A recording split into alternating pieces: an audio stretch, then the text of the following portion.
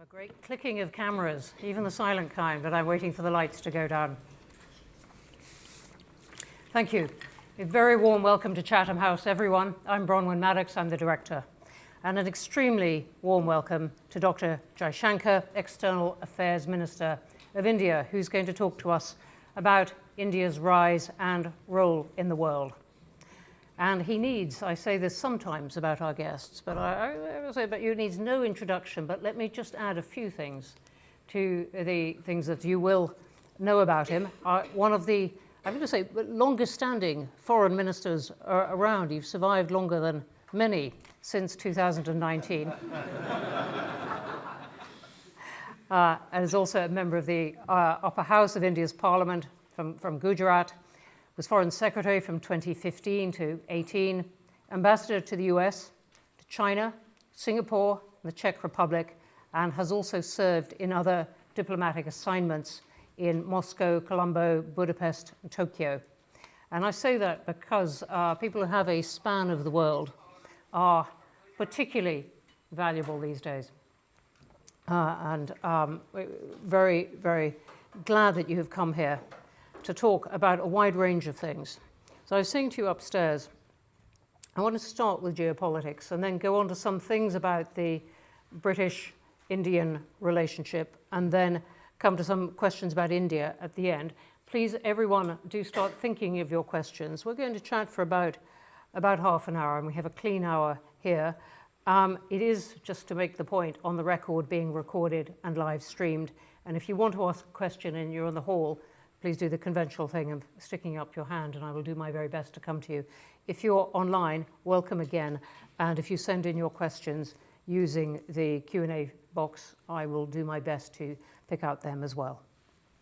So with that, welcome. Thank you.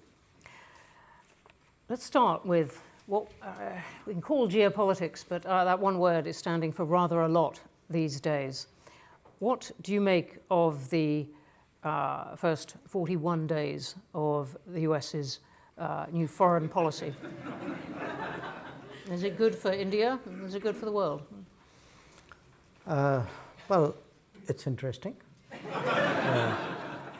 And I think, and some of it, I must say in all honesty, is not surprising. Mm-hmm. If you actually tracked it and assume that most of the time, political leaders at least do much of what they promise to do. They do not always succeed, or they do not always get everything they want. But as a general principle, when people, when political forces or political leaders have an agenda, and particularly if it is one which they have developed over a fairly long period of time and been very articulate, even passionate about it, then I think much of what we have seen and heard over the last few weeks was to be expected.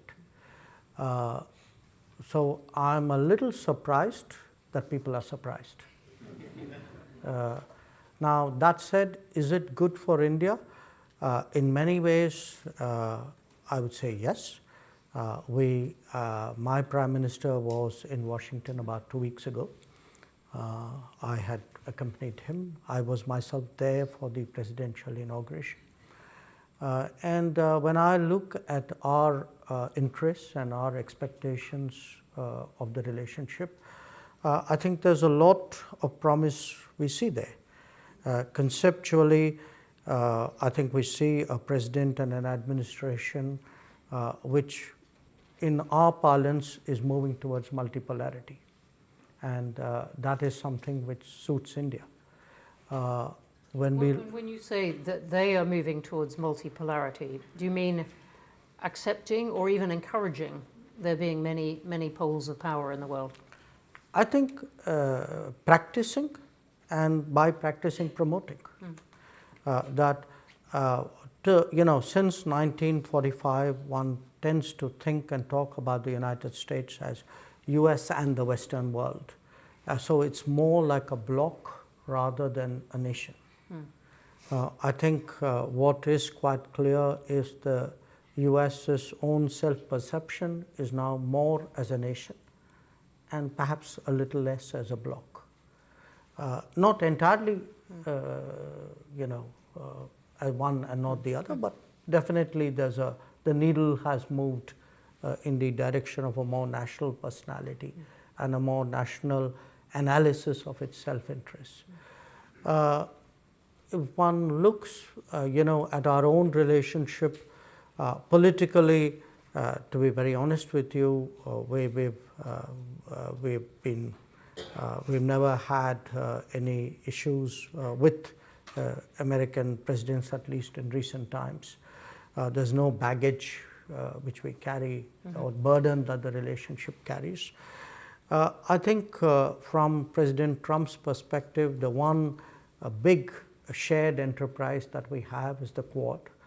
And the Quad is an understanding where everybody pays their fair share. So there's no spat about who's paying for whom. There are no free riders in Quad. So that's a good model for which works, which was restarted during President Trump's first term. And if I were to look at some of the big priorities of this president, many of them actually work for us. He seems to be, for example, committed to keeping energy prices reasonably affordable and stable. We welcome that. He is putting a lot of emphasis on tech, on the development of tech, on the use of tech as a game changer in global politics. I think that offers a lot of possibilities, for us. He appears open to connectivity initiatives of a certain collaborative nature. We have deep interest in that. So I would say, and of course, he has a certain view of trade, as you may have noticed. I was sitting here thinking we've got this far without mentioning trade or indeed tariffs, and I was wondering where you thought India would come out of this great tariffs exercise. I was coming there with Babette. Good. I'm just making sure we get that. We had a very open conversation about it, and the result of that conversation was that we agreed on the need for a bilateral trade agreement. And our trade minister, in fact, is there in Washington doing exactly that right now. I was thinking as you were talking, the piece in the Financial Times by Martin Wolf this week saying the West is over. Do you think that's right? I wouldn't put it so sharply, but I would say today there are clearly, American interests are more sharply defined. And I suspect so are European interests. I'm not sure where exactly Britain is, probably non-aligned between the two. But it's very clear. It's possible that it has not yet sharply defined its interests, but we might come on to Britain in a moment. But just staying with this picture, I would love to hear more about where India is going to position itself. Multipolarity, as you said. There is China. We still don't know exactly what the US might choose to do with China. It's clearly bringing Russia a bit more in from the cold. Where is India going to put itself in this position? Vis-a-vis the US or vis-a-vis US and China, yes. All this is shifting. Look, our endeavor, at least for the last decade, has been to try to see if we can actually develop all the big relationships in a way, and the non-big relationships as well. In parallel, we understand that each one of them is different. Sometimes the issues are different. I'm not saying that it means being equidistant or behaving the same with everyone. I think in each case, it has to be customized, it has to be assessed. And then you look at, what are the advantages and what are the challenges and what are the benefits and what are the risks, and you arrive at a certain position or equilibrium. And if we can do that successfully with all the major powers and groupings, that actually puts you in a much better position in a world which we could see was heading towards multipolarity. So it's, I mean, think of it really as, in a sense, from what used to be said was a very bipolar world, which wasn't entirely true, and then a unipolar, which also wasn't entirely true. But today, if you have many more centers of decision making, many more sources of influence, many more discussions with multiple players to really address any solution or any situation, I think that's the kind of world, and I think the country which has the maximum flexibility and the least problems is obviously better off in that world, and that's our endeavor. That's a really interesting point. I remember you saying on the platform at the Munich Security Conference, not this year, the big J.D. Vance year, but last year, you were on the platform with Antony Blinken, which seems a long time ago. And you were saying, well, look, we're going to trade with Russia to some extent, oil and some military support, and we'll trade with you. And he looked, meaning the US, and he looked startled at that. But that is the kind of flexibility you're talking about. No, I don't think, to be fair to him, I don't think he was startled. I mean, by that time, we'd been doing it for some time. Yes. You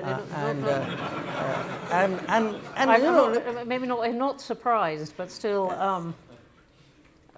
I'm going to stick with startled for the directness of your position. You know, look, we've always been very honest about it. We've been honest about it, and I must say, even in 2022, we had discussed it at some length with the American administration, and I say this to their credit. They were also quite understanding about it, because you know, one issue which has been in a sense distorted, the whole energy trade. The fact is that after 2022, you did not want the Ukraine conflict to trigger a global energy crisis. We did not want to see global inflation, and which meant that somebody had to buy Russian oil if the oil markets had to be kept at a decent, at a reasonable price. So I think there was an understanding about the need for that, and in fact, I remind people, that was one of the reasons why there was a very conscious decision not to, mix that trade with sanctions.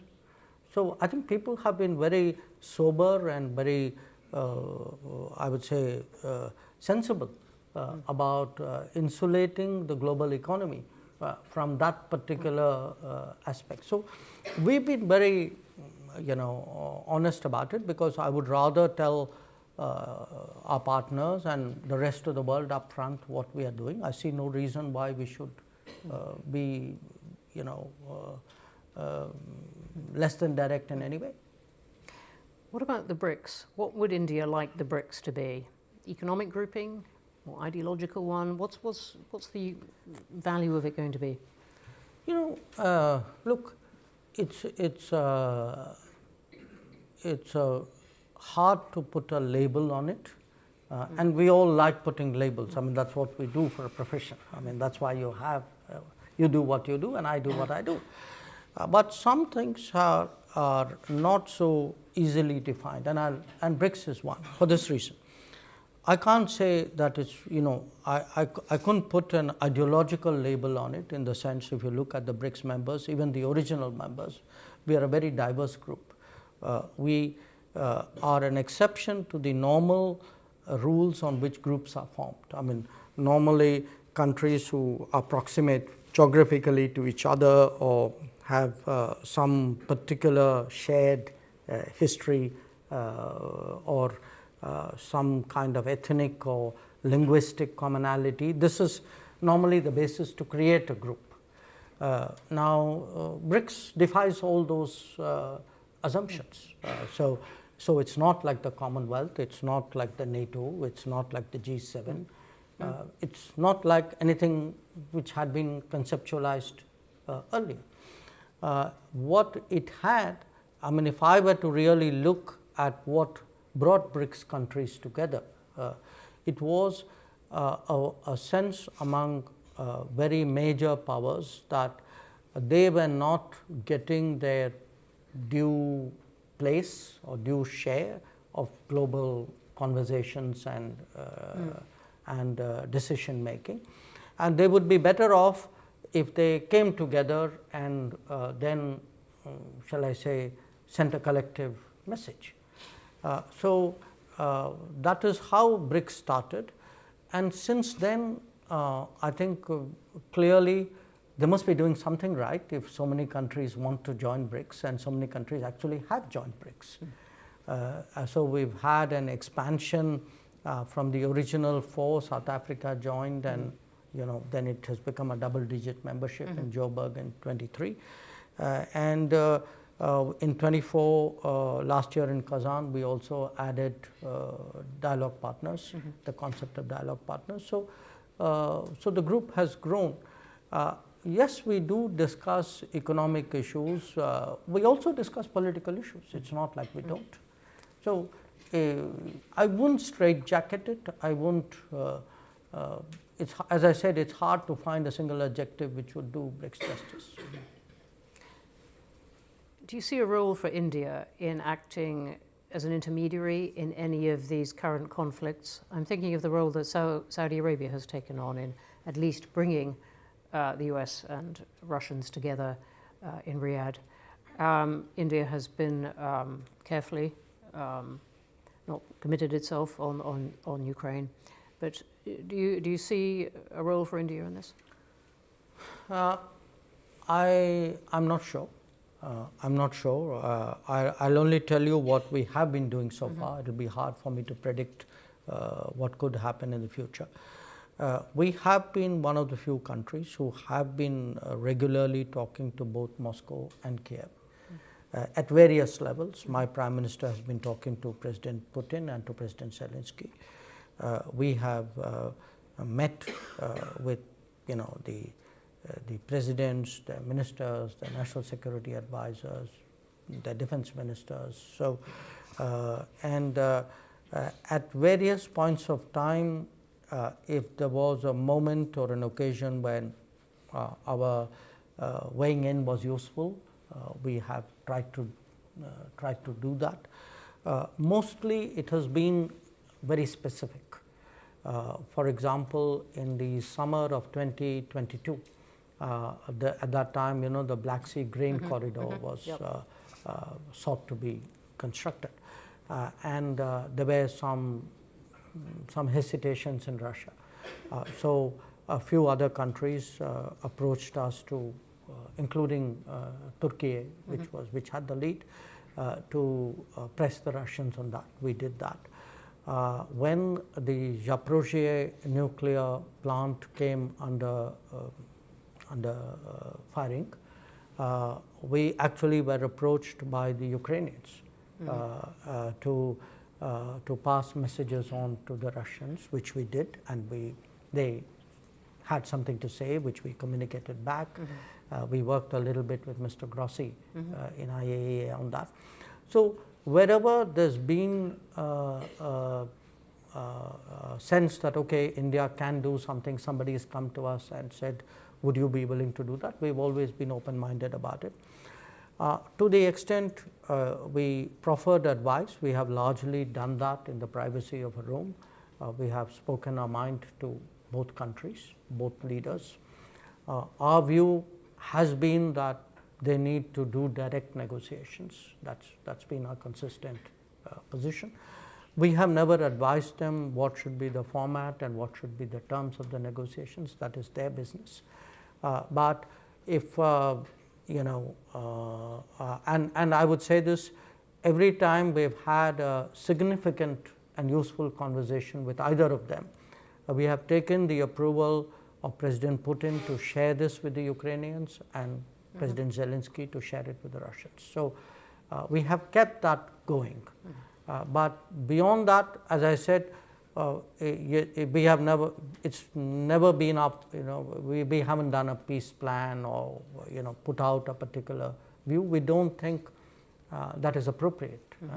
I think this is an issue where the parties involved have to decide for themselves, and we also understand the stakes that Europe has in this matter. We understand the interests which the United States has in this matter. We hear it from the Russians that they too feel that there are other parties to be engaged. So I think we have done whatever was the right thing to do in the most helpful manner, and will continue to do that. Let's come on to the relationship with the UK. You saw the Prime Minister yesterday. I believe you're going to Belfast and Manchester tomorrow. You've seen David Lammy today. Is that right? Yes, yep. I saw. I was with him yesterday as well. Lots of David Lammy. Yeah. Right. Where does this stand? And let's start with the free trade agreement. I was in fact, the last time I saw you in your office in Delhi 18 months ago, and there was a great buzz around, was there going to be signing of the deal then? Would Rishi Sunak come over? Could he tuck in the cricket as well? There's a whole fuss around it. Then 18 months goes on. Is it intellectual property on pharmaceuticals? Is it visas again? Where is this? I think some progress has been made in the negotiations. I mean, first of all, let's understand this is a negotiation. Negotiations, and it's a serious negotiation, because when you do an FTA, you're really locking in your country into a long-term arrangement with another partner. So you don't do that in a hurry, you don't necessarily, you don't do that frivolously. So there is a lot of homework, there are a lot of forward projections made of what are the benefits and what are the costs. So it's a fairly complicated process. It's not just like going to a shop and buying something. Given the complexity, to me, it's natural that it would take time. We were discussing upstairs how this can burn up decades of people's lives. I'm not sure I think it should take decades. I mean, with the EU, we are into our third decade. It's not experience I recommend to anybody else. But we would like to accelerate this. I got a clear message. I also met Secretary Reynolds. So I think from Prime Minister Starmer, from Foreign Secretary Lammy, from Secretary Reynolds, I got a consistent message from all of them that the British side is also interested in moving it forward. We had a round last month in February in Delhi when Secretary Reynolds was there. We remain in touch. I had a few points to convey on behalf of my concerned colleagues as well. So I am cautiously optimistic that it will, the pace will quicken. Hard to say when it would come to head, but I certainly, would hope that it doesn't take that long. And in the broader relationship with the UK, how do you see that changing? Well, look, if we actually do conclude the FTA, which I'm optimistic about, I think it will have not just an economic or a trade impact. I think it would have a larger relationship impact. I think people will see many more, they would be encouraged to explore a lot of other possibilities. And there are possibilities. I mean, I give you an example. We've had a British university actually open a campus in India. Now, that's a big deal. It's a big deal because when we have a few successful cases, these numbers would grow. Now, we've allowed foreign universities, we've opened up the education sector to foreign universities fairly recently. If you look at the numbers, I mean, we have today about 1 million plus, maybe 1.25 million Indian students studying abroad at any given time. There would be at least twice that number of people who would have been interested, and had they had an opportunity would have liked to explore that. And in addition to that, there would be many others. If they saw the, if they, instead of them going out, they actually saw the universities coming to their homes or close by, they might be interested as well. So I can think of the education sector as a completely, new area which would open up. So when you have something momentous happen in a relationship, I think it will have a ripple impact on a whole lot of other sectors. I see that, similarly, we are considering making some significant changes to our nuclear policy, including amending our liability legislation and also contemplating the possibility of private sector operators in the nuclear field. Now, that too is a potential area of collaboration. I could give you a whole lot of areas. Now, I think many of these are waiting to happen. We need, something like an FTA would provide that sort of tailwind, which would It'd be quite wrong for me to ask you in detail everything the Prime Minister said, but nonetheless, what is the stumbling block at this point on the FTA? And there is no such stumbling block. Look, if there are negotiations sector by sector, I mean, let me say this. I mean, pretty much everything I have read about the FTA in the press is inaccurate. So people often claim. So visas are not a problem, and pharmaceutical IP is not a problem. It's good you asked me that. Yeah. Visas have nothing to do with FTA. I mean, the only visas the FTA is concerned with are the visas for intra-corporate transferees, which is business people going to take up jobs in their particular branch of the same business. So I saw these stories or these reports that somewhere there are visa demands. That's not the case. And I could give you a whole lot of other inaccurate examples. Look, it's not that there's some big boulder out there which we need to get out of the way. I think these are painstaking negotiations. And they are painstaking because, as I said, these are serious commitments which are being made, which have economic consequences, which will affect the lives of people in a way. So I think there is a sense of responsibility with which negotiators go about that business. Thanks very much indeed for that. Let me just ask you a couple of things before we go to wider questions, a couple of things about India itself. And I'm very struck by a whole line of discussion in the Indian media at the moment, summarized by the question, will India get old before it gets rich? Not the country so much as its people, but the question of whether its growth is really managing to keep up with the aging and size of the population. That's not a question which is unique to India. No, not at all. I mean, people have been asking that question on China. They ask it about some other East Asian countries. They ask it about this one too. Yeah. But, yeah. So I think it's a natural question to ask about any economy which is growing rapidly and which is consequential for the rest of the world. My sense is the pace of progress in India, I mean, this is just me talking, will actually surprise people because we have, look at it today, we are roughly, I would say, about $3,000 minus per capita economy. Okay. Think back on the rest of the world when it was at that level. What is different for us is we have the access to technologies and practices and possibilities which others at that point did not have. For example, digital. So there is a great possibility to leapfrog in terms of our development.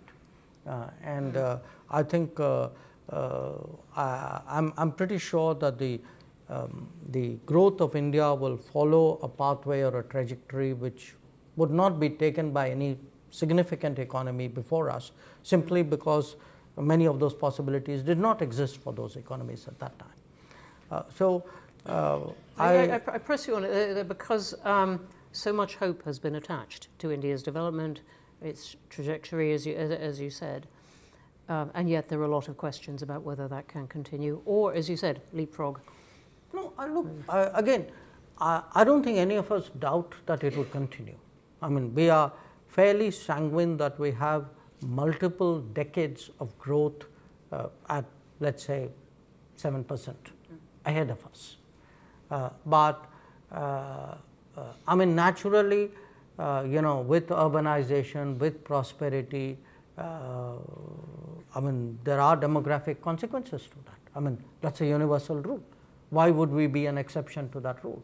But I think if you look at the numbers, I think there will be a demographic trajectory, there will be a prosperity trajectory.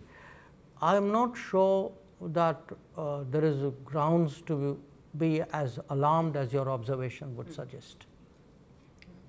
Thank you. We might come back to that in the questions. Let me just ask you one more, something that comes up in parts of certainly with the British media, with parts of the British government, about whether India is still a place where minorities feel that they can thrive. The argument being, look, it's great if you're part of the Hindu majority, but becoming a less comfortable place if you're Muslim, Hindu, Muslim, Tamil, Sikh, whatever. Has that come up in your conversations with Britain, and what is your answer to it? I'm a Tamil, I feel completely comfortable. And I think I can say that for the High Commissioner too. So look, there is a certain politics prevalent in some parts of the world, very driven by a kind of a vote bank consideration, very driven by creating identity lobbies, actually pandering to them, stoking a certain attitude, and we don't think actually that's very healthy politics. So if the idea of good politics is all about how do I look after, cater to minority demands, I think to me good politics is actually about treating your citizens equally.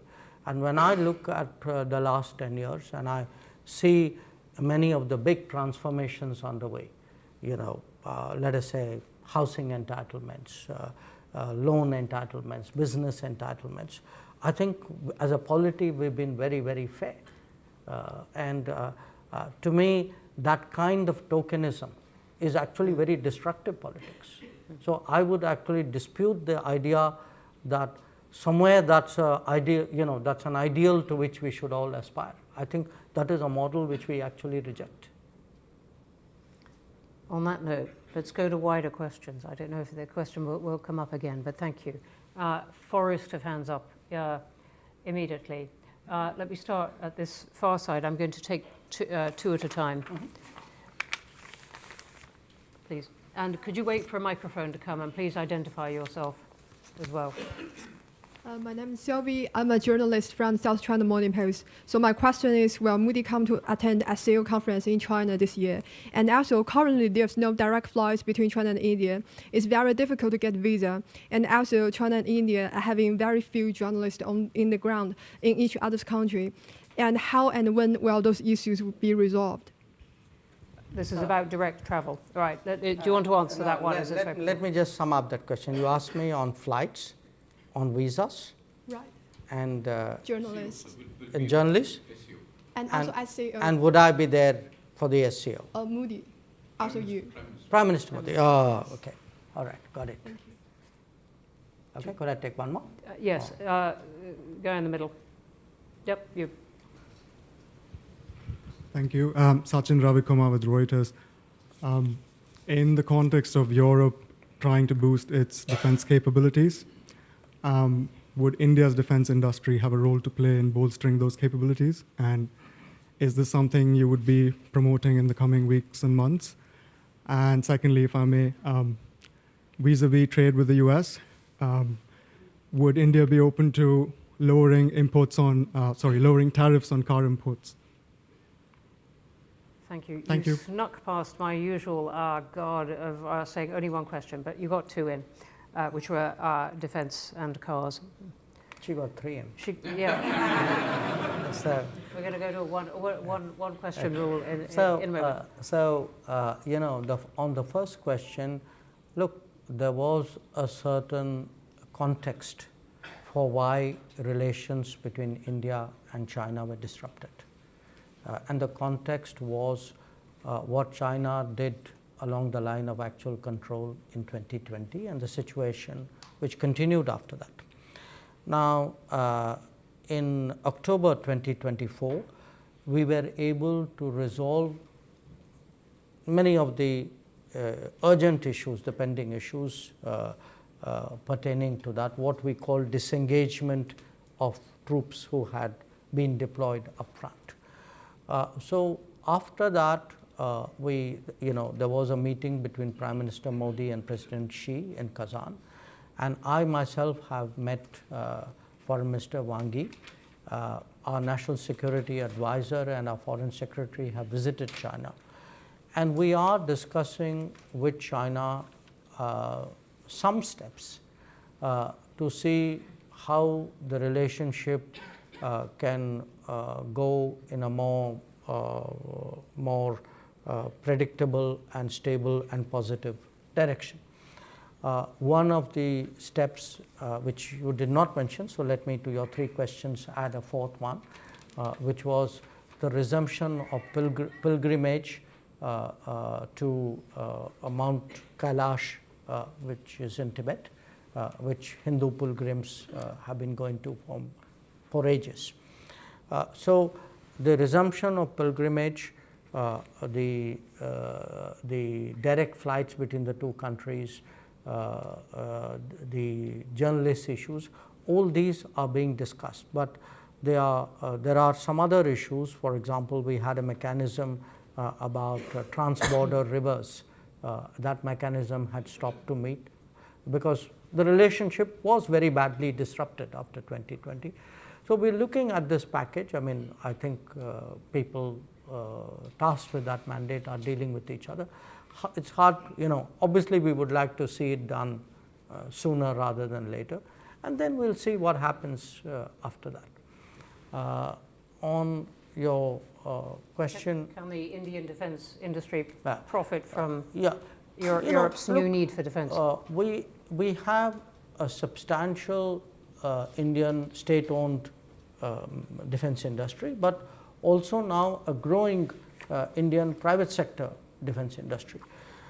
They are global in their interests and aspirations.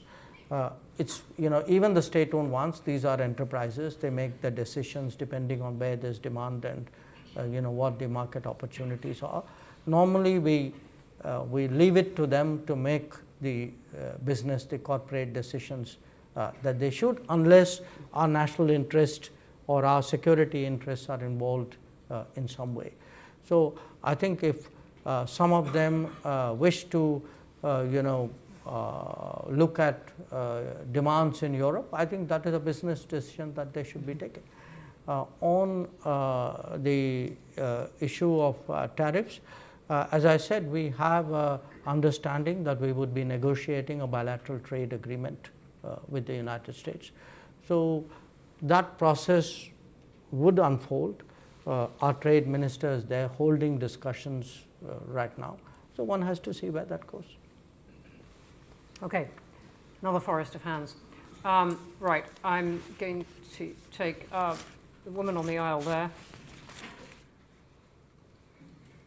My name is Palwasha, and I wanted to ask about, you mentioned BRICS and India's role in BRICS.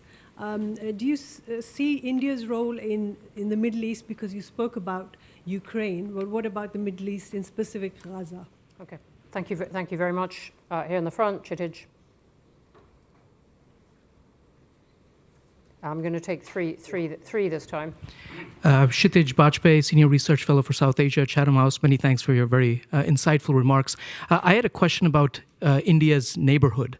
India resides in a region in which 3 countries are in the midst of IMF bailouts, Sri Lanka, Pakistan, and Bangladesh. 2 countries could be regarded as potentially near failed states, Myanmar and Afghanistan, and two countries with which India has a history of difficult relations, which also happen to be nuclear weapon states, and it also has active territorial disputes. Of course, I'm referring to China and Pakistan. You also have a relatively low level of regional economic integration and institutional integration, at least compared to other regions in terms of intra-regional trade. So my question is do developments in India's neighborhood, do they hold back or undermine India's global aspirations? Or to put it more bluntly, can India rise without its region? Thank you. Thank you. And I'm going to take one more right here in the front. Thank you very much. I'm David Lubin. I'm an economist here at Chatham House. I wonder if you could comment on India's aspirations for the internationalization of the rupee, or more generally, whether you and the Indian government have a problem with dollar dominance in the international monetary system. Great, thank you. We have the Middle East, Gaza. We have whether India can rise without its neighborhood, without relations with its neighborhood, and the internationalization of the rupee. On the Middle East, obviously we have significant interests. I mean, depending on how you define the Middle East, if you were to include the Gulf in it, we would have more than 10 million Indians actually living there. The trade, our trade with the Gulf would be today, our exports to the Gulf alone would be close to $100 billion.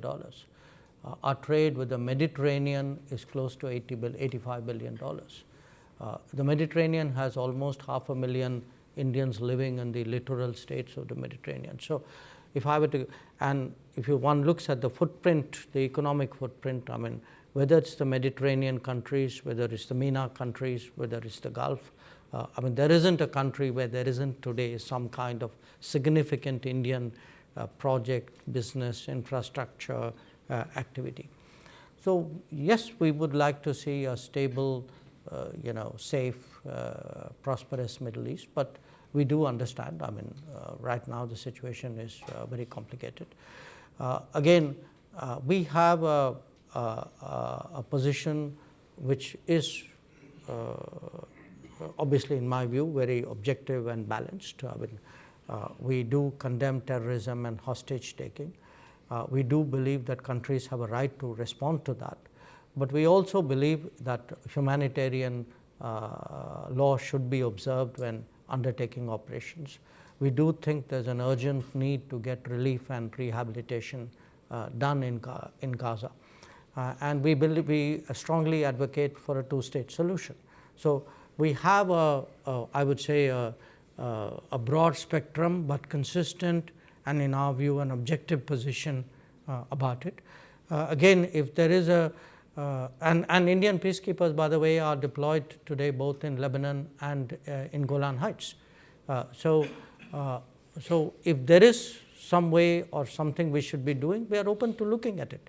We have been engaging, pretty much all the players: Israel, Egypt, Jordan, Lebanon, Saudi Arabia, the Gulf countries, on that. So, but our sense right now is really it's largely the countries in the region who have the initiative, and the United States.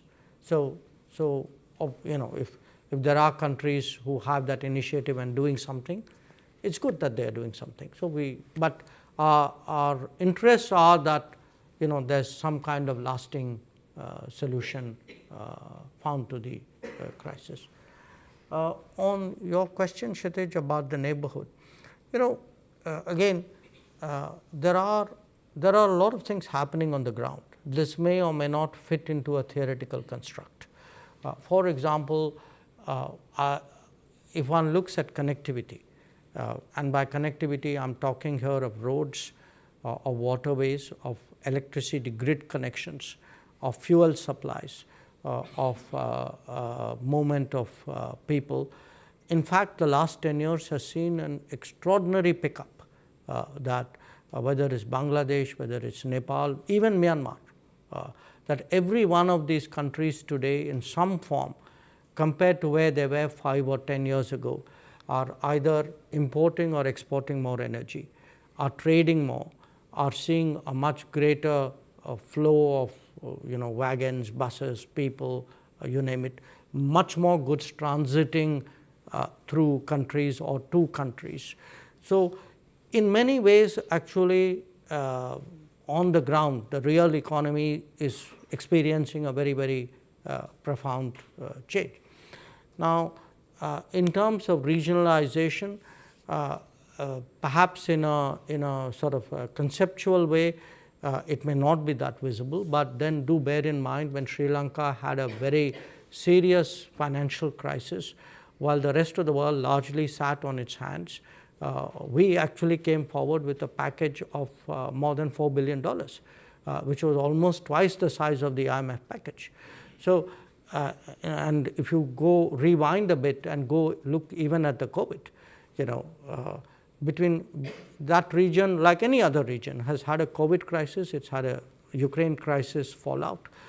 There have been issues coming out of the global economy because it relates to your question about availability of dollar, trade issues, liquidity crisis.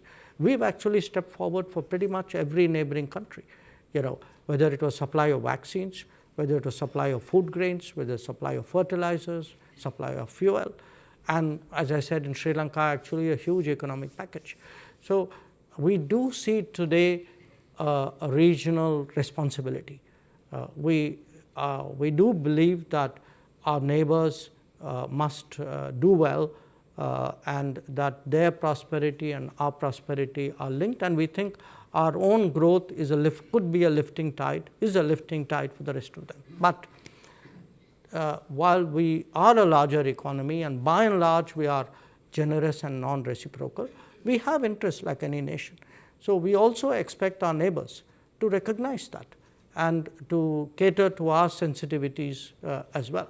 So I'm not saying that it has to be an equal give and take, but there are gives and takes.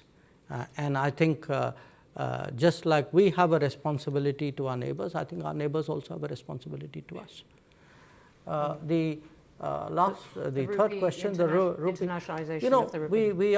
We are clearly promoting the internationalization of the rupee for the very simple reason that we are actually promoting the globalization of India. There are more Indians who travel out. There are more Indians who live abroad. India's trade, India's investments, India's tourists have all grown. So along with that, the practice of using rupee will also grow. So in many cases, for example, we have established mechanisms for cashless payments between India and some other country. We have, in certain cases, supported trade settlements, but we have also supported trade settlements because there is a shortage of hard currency in many countries, especially of dollars. So in a way, there is a steady, I would say, externalization of rupee transactions. That's part of the globalization of India. But where the role of the dollar is concerned, I think we are very realistic about it. We have never had a problem with the dollar. Our relations with the US are probably the best ever that they have been. So we have absolutely no interest in undermining the dollar at all. On the contrary, I think a lot of the problems in our region is the lack of the availability of dollars. So I would say many countries want to see more dollar, not less. Thank you. Take a gentleman here on the aisle. Yep. My name is Nisar. I am an author and a journalist. Let me make you a little nervous, Your Excellency. Thank you very much for your dissertation. Yeah. Kashmiris are up in arms because India is occupying Kashmir illegally. That's the reason why they are protesting. Now, given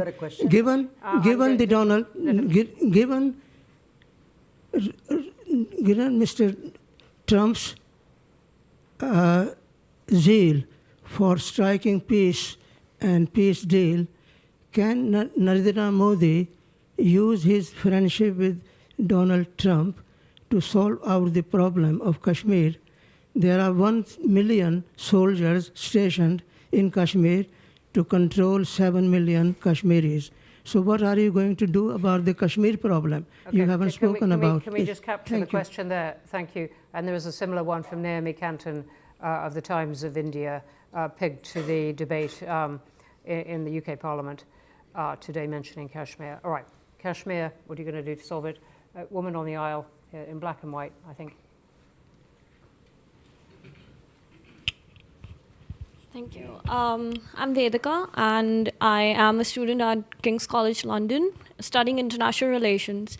So my question is that when we talk about Global South aspirations, and at the same time we talk about India and China's rivalry, so sometimes because of this rivalry, the Global South aspirations are somehow diluted. Do you think this rivalry can sort of reduce the impact of the Global South in the larger context? And what measures can Indian foreign policy and the decision makers take to make sure that this does not happen? Thank you very much indeed. And let me add one from online. Ishan Devala, do you see an opportunity for better relations with China in a multipolar world? Which relates to that last one. Everyone online, you're asking terrific questions, but they're really long. They look a bit like essays. Really good points. That was a nice short one. We have Kashmir. What are you going to do to solve it? We have Global South losing impact or not, diluted impact or not. And we have détente, the word used with China. Oh, okay. Look, on Kashmir, actually we have done, I think, a good job solving most of it. I think removing Article 370 was step number one. Then restoring growth and economic activity and social justice in Kashmir was step number 2. Holding elections, which were done with a very high turnout, was step number 3. I think the part we are waiting for is the return of the stolen part of Kashmir, which is on the under illegal Pakistani occupation. When that's done, I assure you, Kashmir solved. The second question, Global South. You know, look, there are different ways of looking at it, and I give you a perspective. What do countries in Global South largely want? They want more options. They want more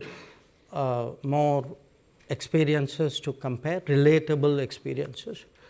They would like to get into relationships which actually help them build their society on a sustainable basis. So forget India, China for a moment. I think what is happening and is that much of the Global South in the previous decades had very limited options.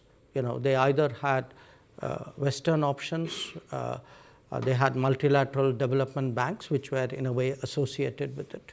Within the Western options, they had maybe some subsets out there. Then at some point, they had Soviet/Russian options. Then you had a set of China options. Now today, if there are Indian options, I would argue that actually it's better for the Global South. It's not worse, because they now have many more possibilities to choose from. They will be in a position to evaluate which of these options and which of these relationships somewhere fit into their growth aspirations. And I can certainly say, you know, where India is concerned, we have today projects in almost 80 countries of the Global South. We have delivered actually about 600 significant projects in the last many years. And I do think that by doing so, I mean, obviously the partner country is benefited, but it also strengthens the hands of the partner country in dealing with other relationships. So, I would not put this negatively at all. In fact, just like I say for India's positioning a multipolar world is helpful, I think for global south as well, I think a multipolar world is helpful, and it actually increases their negotiating ability. The last question, what kind of relationship we want with China. Look, we actually have, by any standards, a very, very unique relationship. I mean, first of all, we are the only 2 billion plus populated countries in the world. We have, both of us, a very long history. We've had the ups and downs in our history. You have today both countries on an upward trajectory. And here's the challenge. And it so happens we are actually direct neighbors. So the challenge is this, that when any country rises, its balances with the world and with its neighbors obviously change. Now, when two countries of this size, this history, this complexity, this consequence rise broadly in parallel, and obviously they have an interplay with each other, I think the issue is how do you create stable equilibriums and then transition into the next set of equilibriums, or next phase of equilibriums. And we want a stable relationship, but we want a relationship where our interests are respected, where our sensitivities are recognized, where it works for both of us. So I think that is really been the challenge in the relationship. And obviously, for us, because of the border, for us the management of the border, the assumption for the last 40 years has been that there must be peace and tranquility in the border areas if the relationship is to grow. If the border is unstable or is not peaceful or is not tranquil, obviously it will have consequences on the growth and direction of the relationship. Mm-hmm. Okay, let's just squeeze in a few more hands than ever. All right, I'm going to the gentleman right in the middle who's been very patient. Anis Nasser, retired banker. Dr. Jaishankar, one huge question for you. A lot of talk has been emanating from BRICS group to replace dollar and have its own payment system. Do you think, in view of fast-changing demographic in respect of politics and economics, is this likely to happen in the next 5-10 years? Thank you very much. I'm going to go to Ashish Goyal right on the aisle here. Ashish, if you can wait for a microphone to come to you, which is coming now. Have you got it? Brilliant. Thank you.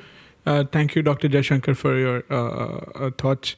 I'm Ashish Goyal. I'm a global macro investor. I'm going to continue on this dollar theme, actually, because you spoke about the idea of multipolarity being a good thing, and that's where we are headed towards. So why not multipolarity of the dollar, as in the sense currencies across the world, payment systems across the world?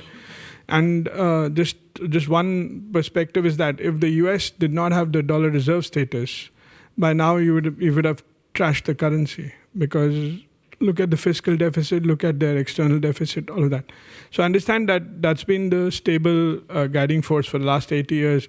But I think going forward, India needs to prepare itself for a multipolar world, even in the dollar settlement system or the currency system in the world. So would love to hear your thoughts on that. Thank you. Okay, there's those two. And then I'm going to just take a different tack, because there really are quite a lot online about human rights. I'm going to say from Hamad Safraz saying, and he's speaking for many here online, India has positioned itself as the world's largest democracy, but concerns about its human rights record have been growing. The statement, how does India plan to address this issue? Does it acknowledge any shortcomings? And there are various others in that line, Shahid Ahmed as well. There is a cluster. So we have dollar and we have human rights. I could take a few more. Hmm? I could take a few more. Okay. Because my answers would be pretty short on both. You don't know what I might then say. I will take this gentleman on the aisle then. Hello, I'm Bhanu Pranav and I'm studying theoretical physics in King's College London. So my question is in that direction, in education and especially in the pure sciences. I've always aspired to be back home but receive international level education. So what are your thoughts on us reaching out into the world more accessibly and India becoming a center for global level research, especially in the pure sciences? Okay, let's take those. No, because we need to stop at 7. Thank you for your generosity, but we actually in respect of the. So we can close with this, right? With these batch, Yeah, yes. okay. Yes. Look, I take the two dollar questions together. As I said, first of all, I don't think there's any policy on our part to replace the dollar. As I said, at the end of the day, the dollar as the reserve currency is the source of international economic stability. And right now, what we want in the world is more economic stability, not less. Now, obviously, there are. I would also say, in all honesty, I don't think there's a unified BRICS position on this. I think BRICS members, and now that we have more members, have very diverse positions on this matter. So the suggestion or the assumption that somewhere there's a united BRICS position against the dollar, I think is not borne out by facts. And to me, it's kind of deterministic that if there is multipolarity has to translate itself into a currency multipolarity. It doesn't have to. Again, even when I was explaining multipolarity, my point was that if there are multiple players, it's not that India's relationship with each player is the same. There are different considerations in each relationship. For us right now, we think that the United States, as really in many ways, clearly the largest economy in the world, in many ways the almost the fulcrum or the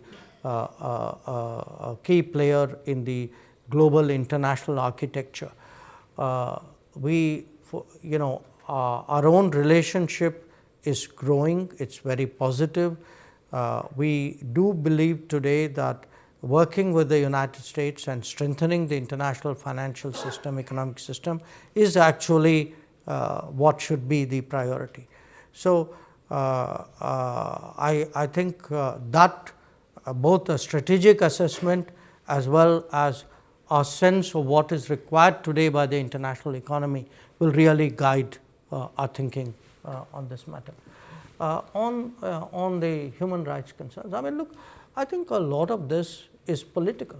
It is political because political is not necessarily a bad word. It is how people express their desires for their country. No.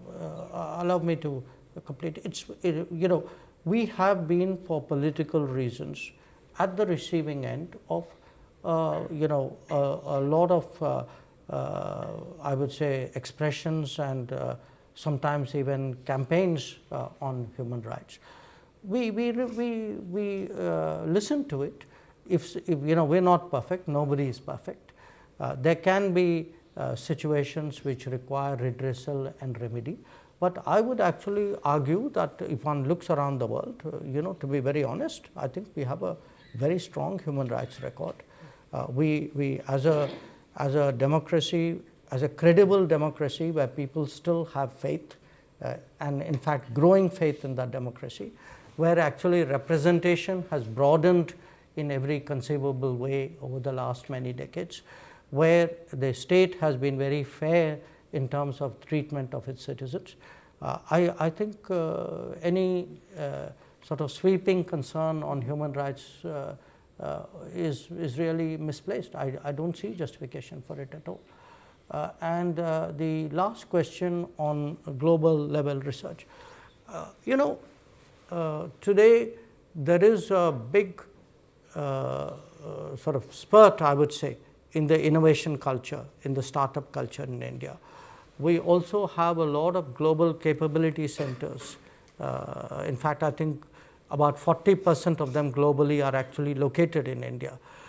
My sense is in the coming, say, 5 years, I actually expect to see both at an enterprise level as well as in terms of our own entrepreneurial tendency.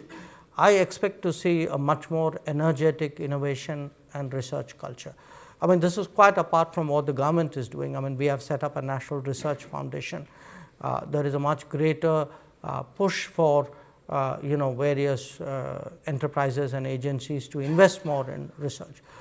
There are some standout sectors. I mean, space would clearly be one, where you can see really what has been a very youth-driven, often I would say almost outside the government innovation, which has paralleled what have been enormous steps taken by the government-led program as well. But it's happening in a whole lot of other areas. And I think for young people in India today, there are possibilities and opportunities out there which probably didn't exist in the previous decade.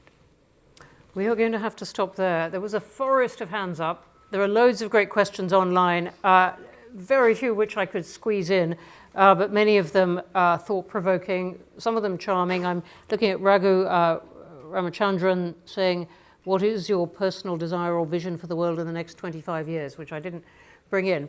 You might have to wait for your next book. Everyone, can you join me in thanking Dr. Jaishankar?